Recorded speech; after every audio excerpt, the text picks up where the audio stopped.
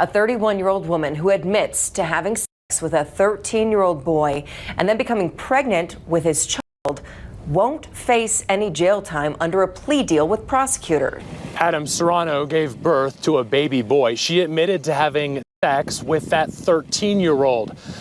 The victim's mother, who we're not going to identify in this story, tells us she is not happy with this deal offered to a woman she says ruined her son's life. So let me get this straight. This predator, this monster, takes advantage of a young boy. Let's just put that into perspective for a second. Just as focus. A predatory adult takes advantage of a young boy and is allowed to keep a child. If they decide after this that she is going to keep that child and go forward to being a child's mother, we have freaking failed in society.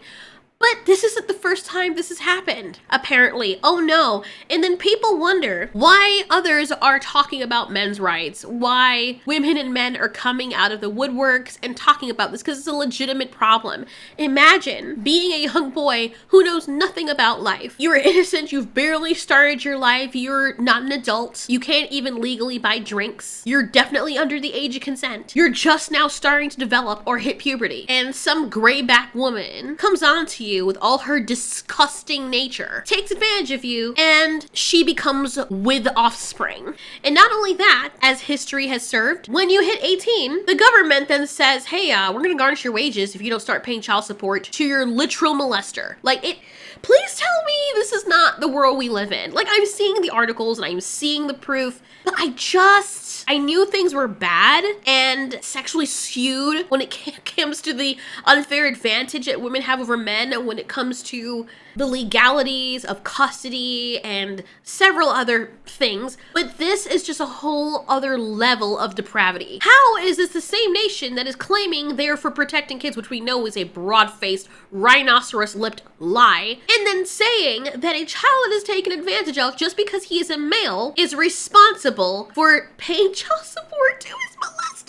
What are we doing? Wow. I really don't even honestly understand how this is a thing. How you have a literal victim that now has to pay, has his wages garnished, and has to pay to take care of a kid that his freaking predator should not have. Why is she allowed to have a First of all, are sex offenders not allowed to be near kids? Isn't that one of the stipulations, that they are supposed to be on a website and you're supposed to recognize who they are in your area so they can be held at arm's length, and so you are aware who they are so you can protect your children? Yet we are allowing her to have a child. Why is that child not seized from her? You have parents out there disciplining their children and trying to put their kids on the right path.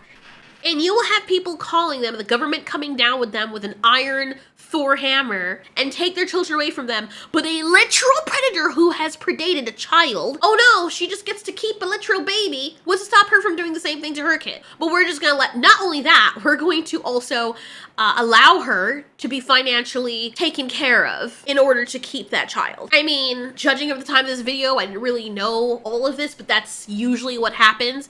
We've seen other instances of it. This is disgusting. How do we even know that it's his? If she was going around smashing people's children, how do we even know this is his? Can you imagine the outrage if this had happened to a girl child? If the molester of girl children had the say in this situation, or said something along the lines of, well, I'm so emotionally bereft.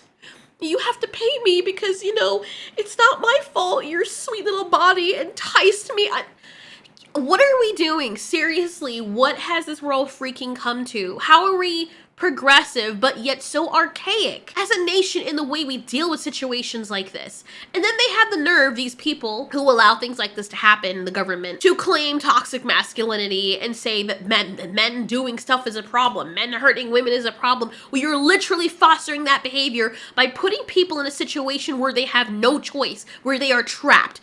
It makes no sense. Imagine being a victim that had something horrible like this happen to you, and then you have to relive it every moment of your life, being punished and kept from moving on, knowing that this person out there not only decided to keep a remnant of her souvenir from taking advantage of you, but also that you have to pay for it, for her mistake. And trust me, it wasn't a mistake. I say that, but it wasn't a mistake. Let's be honest. This disgusting piece of filth should not be anywhere near children. I am sorry, I am all for pro-choice and women's body and having the autonomy over what you do with your body, right? But once you're a criminal and you have preyed on children, you've given up that right. I really do believe that in certain circumstances where things like this happen, if you were a criminal, you cannot be the one sitting up there being like, my rights, when you have literally taken away the rights of someone else, when you have become a predator to someone else, you have robbed them of their rights and their future. You do not deserve yours. At that point, your rights no longer should exist. Basic human rights is getting food and water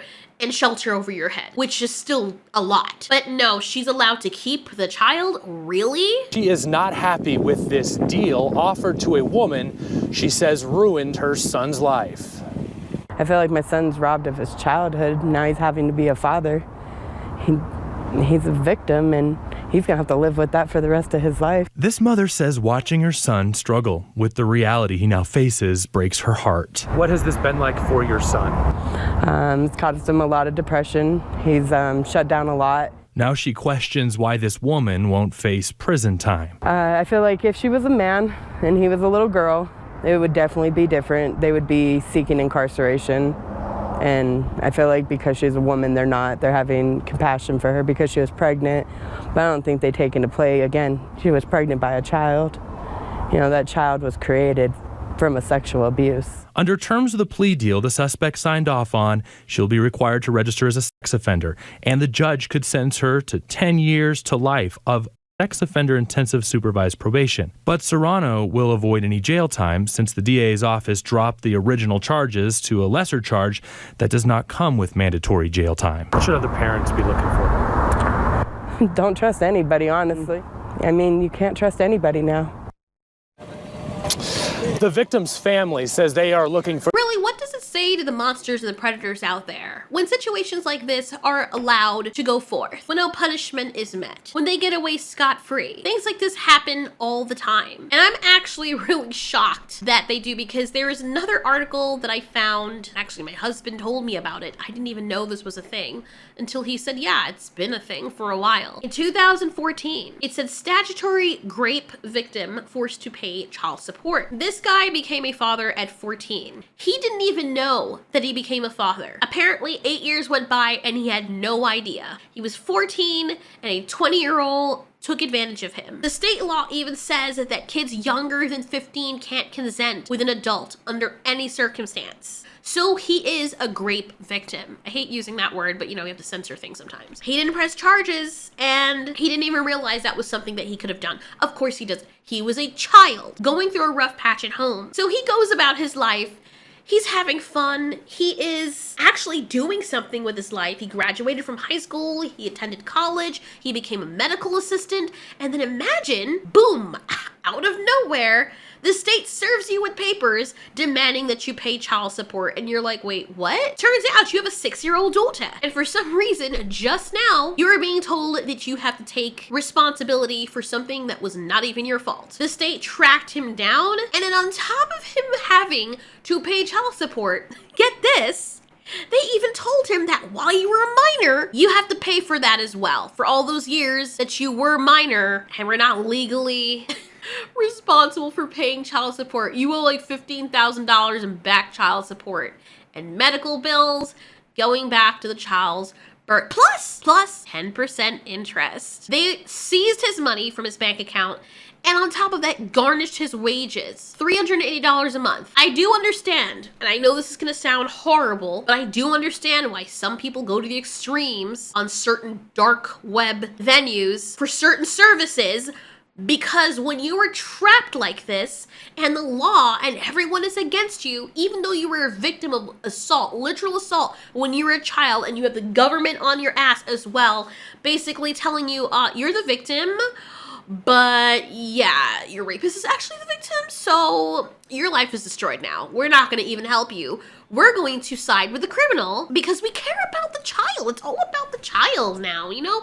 We love the children, and if someone has to pay for it, forgetting conveniently that the person who was a victim at the time of the act was a literal child themselves. Don't tell me that you care about the children when you had a child that was in need of help, that was taken advantage of, and you legitimized their victimhood, which is a literal problem, but you're for the children. And this is the only reason the state does it. They have all this money, they're upping taxes and using taxes and people's money for all this ridiculous stuff that doesn't make sense. And then have the nerve to claim that they care about the children when all it is they want to pay off their friends, use their money to line their pockets, because they don't want to take care of something that they claim is a priority for them. Cry me a river. Why is the victim responsible for this?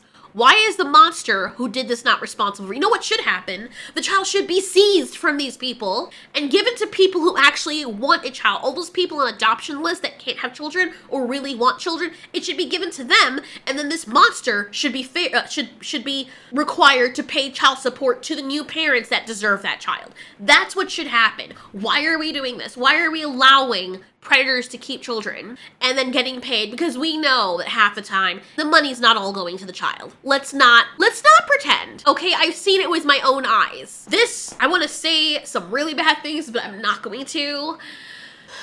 This troll, ogreish, horrible excuse for a human being should not be allowed to have a child anywhere near here. It doesn't matter if it came out of her. That child should be given to a loving home that doesn't have an actual sex offender in it. And again, the monster should be responsible for paying the new family, because the child's all that matters, right? If the child is really what matters, as the state say, why would they allow the child to stay with someone who is a predator of children? Does that make any logical sense? How is no one seeing this? That makes no sense. This person preys on children, but yet your best interest is the child, so let's let the child stay with a person who preys on children. Like, and you know what? There is a correlation between people who prey on children and them having children of their own and doing the same thing to their own kids. But no, let's just play the high road, and then people have the nerve to defend the government and people who spew things like this politically, like, oh, we care about the kids. Of course we do. Little Timmy, I am so sorry if this happened to you.